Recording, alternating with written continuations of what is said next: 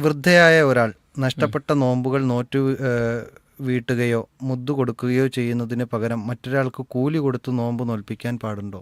ഇല്ല. വൃദ്ധർക്ക് വാർദ്ധക്യം അതല്ലെങ്കിൽ രോഗം, നിത്യരോഗികൾ, അവരെ സംബന്ധിച്ചിടത്തോളം ചെയ്യേണ്ടത് എന്താണ്? അവർക്കിനി തിരിച്ച് മടങ്ങി ഒരു യുവത്വത്തിലേക്ക് വരുന്നോ അല്ലെങ്കിൽ ഒരു ആരോഗ്യാവസ്ഥയിലേക്ക് വരും എന്ന് പ്രതീക്ഷയില്ലാത്ത രോഗികൾ, അവരെ സംബന്ധിച്ചിടത്തോളം ആ സമയത്ത് തന്നെ അവർ നോമ്പല്ല അവർക്ക് ബാധ്യതയായിട്ടുള്ളത്. അവർക്ക് ബാധ്യതയായിട്ടുള്ളത് എന്താ?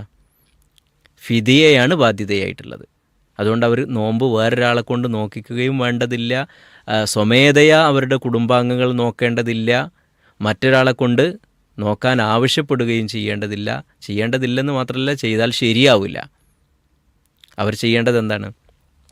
ഈ ഫിദിയ നൽകുക എന്ന് പറയുന്നതാണ്. അത് ചില ആളുകളൊക്കെ തെറ്റിദ്ധരിച്ചിട്ടുണ്ട്. മറ്റൊരാൾക്ക് പൈസ കൊടുത്തുകൊണ്ട് നോക്കിച്ചാൽ, ഇപ്പോൾ ഹജ്ജിനൊക്കെ വേറൊരാൾ അവർക്ക് പണം കൊടുത്തിട്ട് നമുക്ക് വേണ്ടി ഹജ്ജ് ചെയ്യാൻ വേണ്ടി പറഞ്ഞയക്കുമല്ലോ, ഉംറ ചെയ്യാൻ വേണ്ടി പറഞ്ഞയക്കും.